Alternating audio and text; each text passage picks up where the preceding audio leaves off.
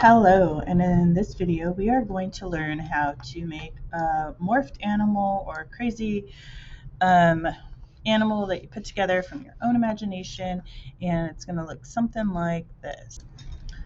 All right, so something crazy like this. So we're going to put together a couple different animals. We're going to learn how to use the selection tools, and most importantly, we're going to learn how to use the layer masking tool in Photoshop, as well as the blend modes.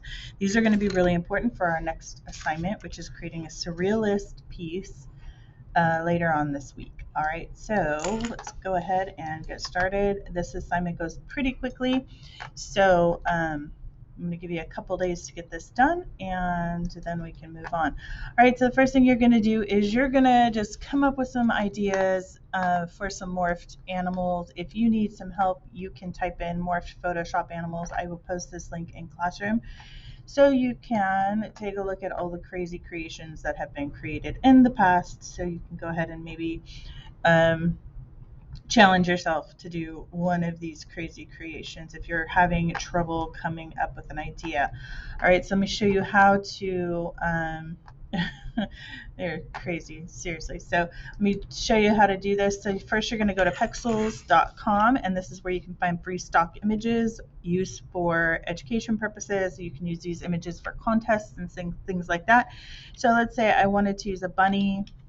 I would type in bunny, and let's say I wanted to go with this guy.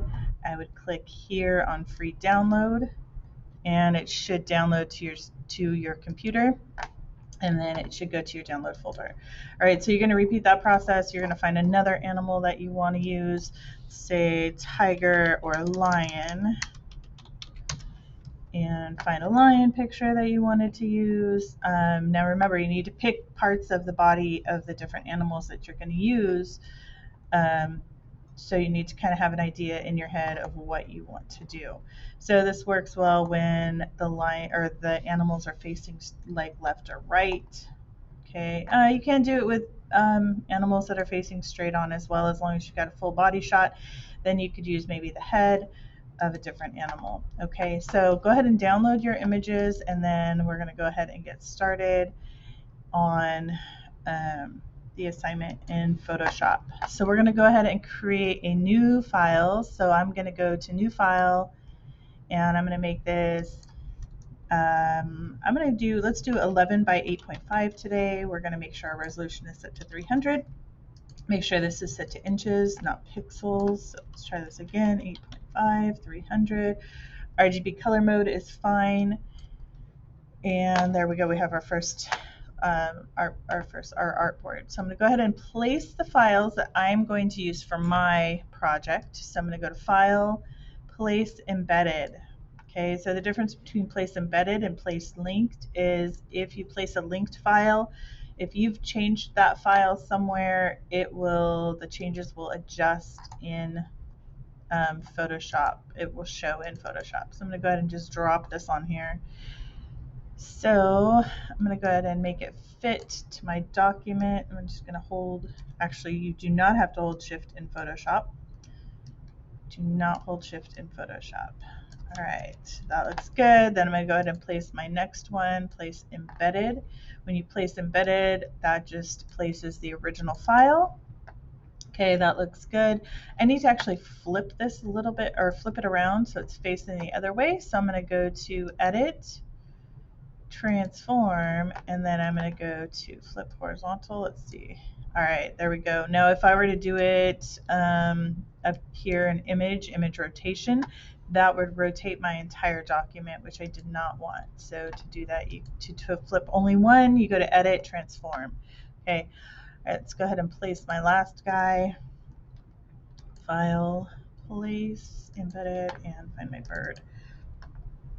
Okay, I'm going to go ahead and I can resize this after the fact when I get it all set up and I'm ready to use him. So right now I'm just going to turn off the eyeball. That turns off the visibility of my layers, and it just hides them. When I need to see them again, I just click on it and turn it back on.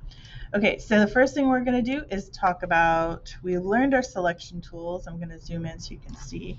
We've already learned how to use our selection tools, right? The polygonal lasso tool, magnetic lasso, Okay, for this one, I'm going to actually use his hair and I'm going to cut out his horns. All right, so for this, I'm going to use the magnetic lasso tool. This tool probably works the best when you want to grab pieces like this. So what it does, it acts as a magnet to those pixels, and I'm clicking with my mouse as I round those corners, telling it, okay, I need you to grab these pixels. I'm just going to kind of let it freeform around his hair because it's kind of crazy. I don't want to get his eyeball. So it's just kind of go like this. And then wherever I want it to grab, if it's not grabbing, I click with my mouse and it will click. It will create an anchor point for me. Again, just to make sure, I don't know, it's just habit for me to click around corners because when the tool first came out, it wasn't very great. So all right, so that looks pretty good. So what I could do is copy this and paste it, but I'm going to create a layer mask. Now what a layer mask does, it hides the part of the image that you don't want to see. It doesn't get rid of it. It's a non-destructive edit. So if I need to come back and maybe grab another piece of the image, I can always do that. And to do that, you're going to click right here. After you've made your selection, you click on the layer mask and it hides, so it's still there, it's right here, but now it's created this little thumbnail. Okay, this thumbnail is a mask, and it hid the parts of the image that I did not want to see. Now if I want to bring back part of that image, I could use my paintbrush tool, which is located, where's my paintbrush tool?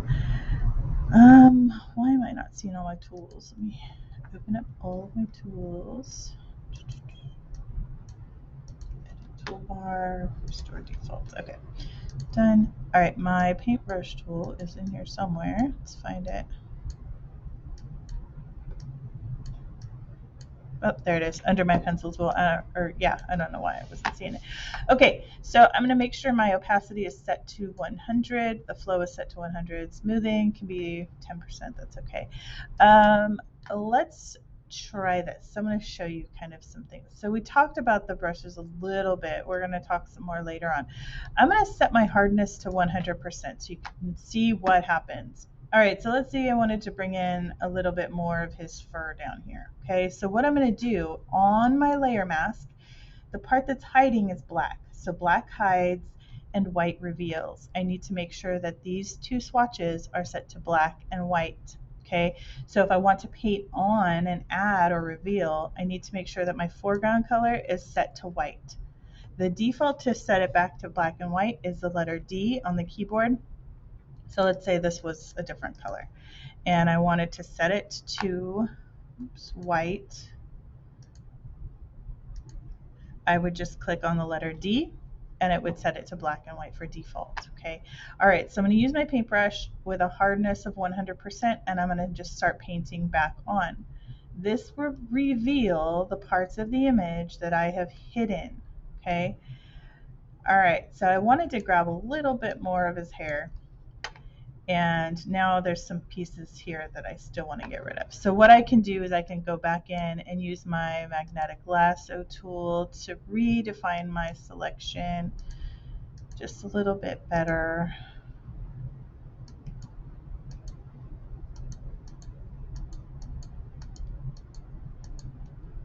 Maybe give it a little bit more. It's really hard because I don't want to grab his eyeball. So, all right, and then come back up here. And I don't have to really worry too much about the parts that are hidden. Make my selection. What I'm going to do after I make my selection is go back to my brush tool, and instead of doing another layer mask, I'm going to switch this to black to hide these pieces on the outside. So I'm going to click the letter X to switch between black and white, and that switched it to black, or you can use this little arrow. I'm going to come up here and I'm going to lower the hardness of my brush to, let's see, 2%. And then I'm going to start painting out. Oops, I need to inverse my selection because I want to select this piece right here. So I'm going to go to select, inverse. All right, so it doesn't look like it did much, but it did, I promise. So now I can start painting, and it's just gonna hide that piece that I wanna hide, okay? All right, so let's go ahead and deselect, and there's my selection. I still have a piece right here. You can come in and clean it up a little bit. So when you lower the hardness of your brush, it kind of softens it a little bit to help blend it just a little bit better. Okay, we're gonna fix this up in just a bit. All right, so I'm gonna go ahead and move these horns where I want them. I'm gonna zoom, I'm gonna actually shrink them down just a little bit and rotate them. But I think I may need to cut them in half. So what I'm gonna do is go back in here, select my horns, and oops, reselect. So if you get going like this and you're like, oh my gosh, what do I do? Hit the escape key on the keyboard. It's in the left-hand corner. All right, so I'm gonna actually cut out these pieces individually because I feel like